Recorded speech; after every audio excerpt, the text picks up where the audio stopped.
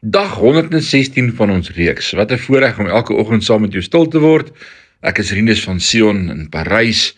Vanmôre wil ek met jou praat oor vrygespreek. Romeine 4 vers 11. En hierdie is sekerlik so 'n belangrike vers vir my en vir jou om te onthou in die dag waarin ons leef. Ek lees vir jou. Die seremonie van die besnydenis was 'n teken, 'n plegtige bekragtiging daarvan dat Abraham alreeds geglo het en deur God vrygespreek is. Selfs nog voor sy besnydenis.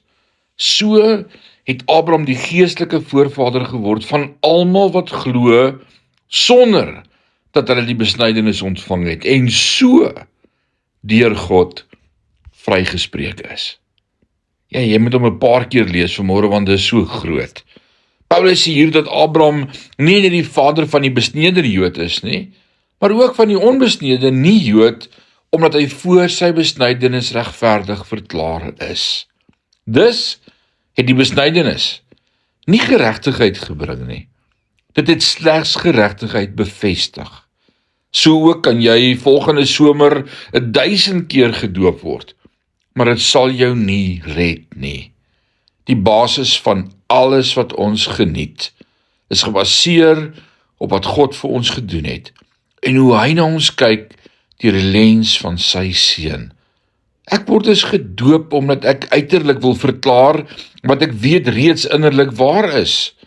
Ek kom na die nagmaaltafel toe omdat ek uiterlik wil doen waaroor ek innerlik opgewonde is.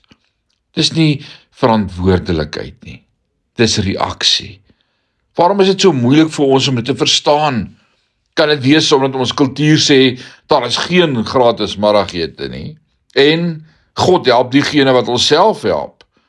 Kan dit wees omdat ons vlees sê, stel die wekker vroeër, bly later op, memoriseer meer, studeer harder, en miskien, net miskien, sal jy geseënd word.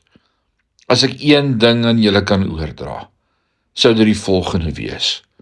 Hou op om God 'n rede te gee om julle te seën.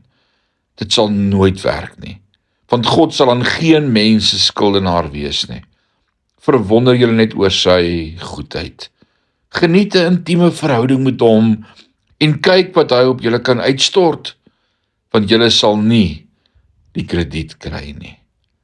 Kom ons celebrate net in hierdie dag opnuut sy genade en sy verlossing.